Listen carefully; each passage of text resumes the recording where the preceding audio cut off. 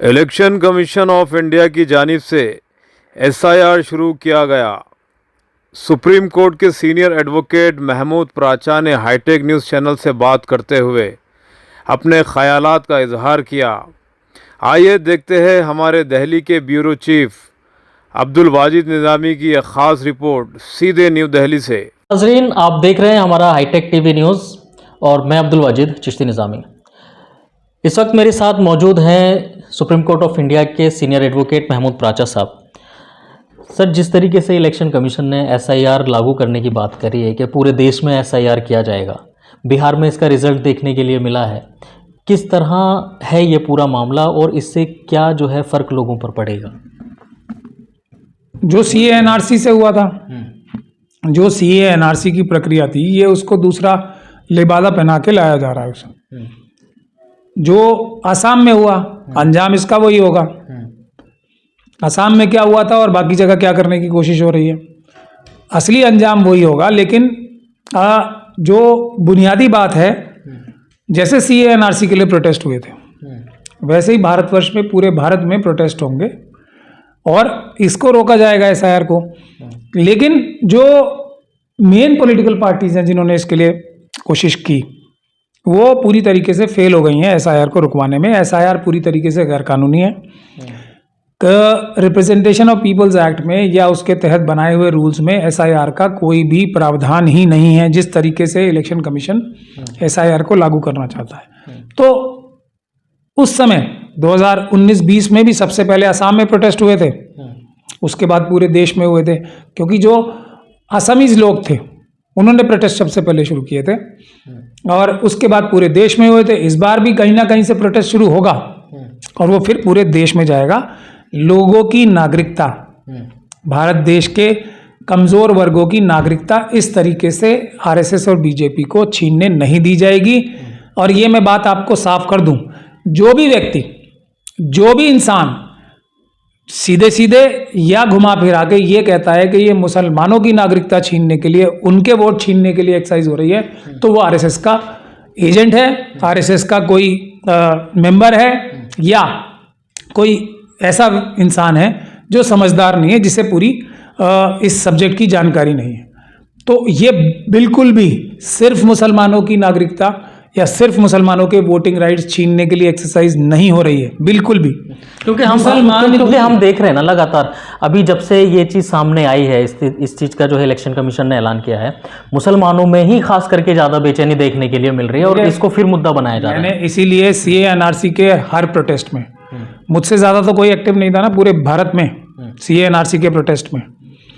और संवैधानिक जो अधिकार हैं लोगों के, जो संविधान को बचाने का काम, असली संविधान की रक्षा का काम हुआ था, वो सीए एनआरसी के प्रोटेस्ट के दौरान हुआ था। उसके बाद किसानों ने संविधान बचाने के लिए आंदोलन किया, उसके बाद अलग अलग जगह संविधान बचाने के आंदोलन हो रहे हैं। लेकिन जो पहला संविधान बचाने के लिए आंदोलन हुआ था वो सीए एनआरसी का, शाहीन बाग के नाम से जो मशहूर हुआ था, वो था।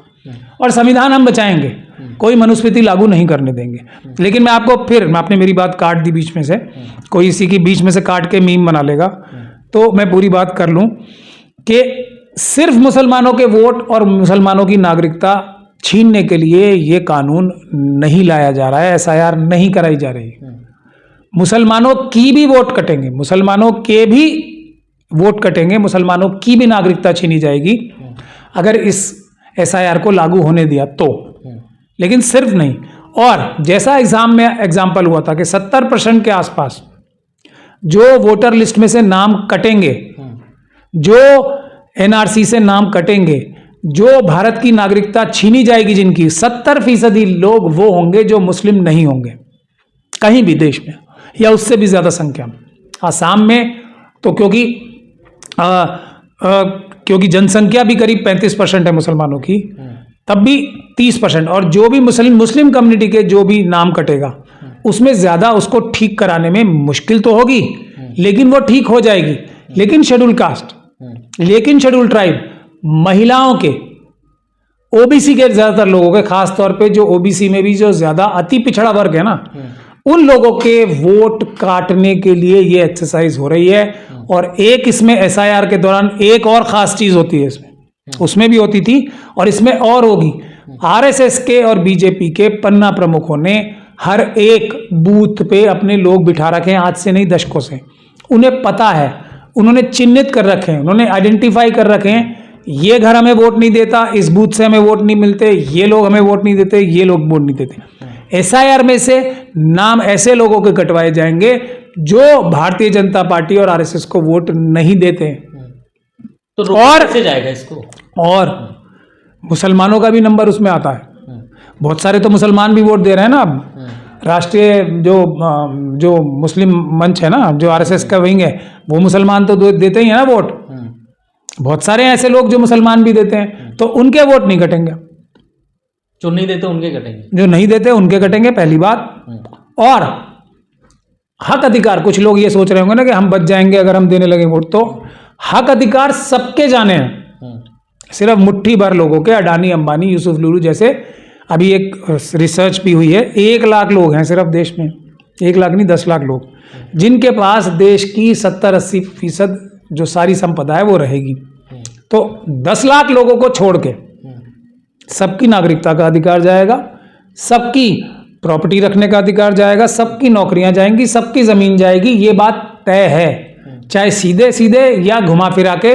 अगर बाबा साहब का संविधान खत्म हुआ तो मनुस्मृति लागू होगी। मनुस्मृति में सिर्फ मुट्ठी भर लोगों को ही प्रॉपर्टी रखने का, पढ़ने लिखने का, नौकरी करने का, जमीन रखने का, या सड़क पे चलने का भी, या कॉमन जगहों से पानी पीने का भी अधिकार सिर्फ मुट्ठी भर लोगों को होगा। अगर मनुस्मृति लागू होगी तो ये बात सब लोग अपने दिमाग में क्लियर कर लें, बचने वाला कोई नहीं है। ये रुकेगा कैसे? जैसे पहले रुका था, वो तो कोरोना आ गया, कोरोना के बहाने से, क्योंकि जो भी SC ST और माइनॉरिटीज़ के लोग, मुस्लिम, सिख, क्रिश्चियन, बौद्ध और अति पिछड़ा वर्ग के लोग प्रोटेस्ट कर रहे थे, महिलाएं जो प्रोटेस्ट कर रही थी, वो देश के प्रति तो सबसे ज़्यादा ख्याल वही रखती है ना। आरएसएस और बीजेपी को थोड़ी चिंता है देश की। तो कोरोना का काल आ गया, इसलिए प्रोटेस्ट खत्म हो गए थे। अब जो शुरू होंगे वो जब तक खत्म नहीं होंगे, जब तक कि हम पूरी तरीके से संतुष्ट ना हो जाएं कि संविधान को नहीं छेड़छाड़ की जाएगी और मनुस्मृति लागू नहीं की जाएगी। 140 करोड़ लोग हैं देश की जो आबादी है, कैसे मुनासिब होगा ये? आप कह रहे हैं कि मतलब सबकी ये जो है नागरिकता चली जाएगी, सब बेरोजगार हो जाएंगे, कैसे हो जाएंगे? इतनी बड़ी आबादी है मुल्क की। हो नहीं रहा अभी, हो नहीं रहा है अभी। क्या हो रहा है? तेजस्वी यादव साहब सबसे बड़ा प्रॉमिस क्या कर रहे हैं? नौकरी देने का कर रहे हैं। हर परिवार में एक नौकरी देने का। इसका मतलब क्या है? बेरोजगारी है, हर परिवार में बेरोजगारी है, हर परिवार में एक नौकरी की आवश्यकता है। समझ में आती है बात? तो चुनावी वादा है ना ये, और तो हर नेता करता है। नहीं, वादा क्या होता है? वादा क्या होता है? भले ही सच्चा हो या मोदी जी और अमित शाह जी की तरह सच्चा ना हो, वादा तो वही होता है ना जिससे लोगों को लुभाया जा सके, जो लोगों की जरूरत हो। मैं सिर्फ वादे की बात कर रहा हूँ, ये मैं नहीं कह रहा हूँ कि तेजस्वी यादव साहब उसको पूरा करेंगे। एक इसका वो जरूर है कि वो, क्योंकि आरएसएस और बीजेपी के बैकग्राउंड के नहीं है, तो उसको पूरा करने के लिए वो पूरी ताकत लगाएंगे और ज्यादा चांसेस इस बात के हैं कि वो अपनी जबान पे खरे उतरेंगे। अगर वो आरएसएस और बीजेपी के बैकग्राउंड के होते तब तो मैं सीधे सीधे ही बता देता, वो तो कभी लोग सच बोलने के लिए ट्रेनिंग ही नहीं होती उनकी, वो तो जो भी बोलेंगे वो समझ लो आप वो सच नहीं है, उससे उल्टा सच हो सकता है। प्रचार साहब, अभी जैसे लेकिन मैं बीच में आपकी बात ये रोक रहा हूँ। अभी जैसे आपने बताया कि CA/NRC की तरह जो है प्रोटेस्ट होगा SIR को रोकने के लिए, आखिर ये बिल्ली के गले में घंटी बांधेगा कौन? हम बांधेंगे, बैठे तो है हम। पहले किसने शुरू किया था? वो तो उसमें भीतर घाती लोग आ गए ना सब। आरएसएस ने अपने सारे एजेंट्स घुसा दिए उसमें, वरना संविधान बचाने की लड़ाई थी। जो आके बहुत सारे लोगों ने बदतमीजी की बातें की भी, वो सब आरएसएस के लोग थे। भाई हम तो सीधे सीधे कहते हैं, जो भी हिंसा की बात करेगा या हिंसा करेगा तो वो अंबेडकरवादी है ही नहीं, संविधानवादी है ही नहीं। हमें तो संविधान बचाना है ना। संविधान बच गया तो सब कुछ बच जाएगा। संविधान किताब नहीं बचानी, संविधान को लागू रखना है। संविधान को जो लागू किया जा रहा है उसकी जो उसमें कमी आ रही है ना लागू करने में, वो बढ़ानी है हमें। और ये कानून गैर कानूनी है। अदालतें जो हैं न्याय जैसा कर रही हैं वो सारे देश को बताइए। अब वहाँ पे अभी आज भी सुप्रीम कोर्ट ने एक बहुत वो चल रहा है, चर्चित किस्सा चल रहा है सुप्रीम कोर्ट का।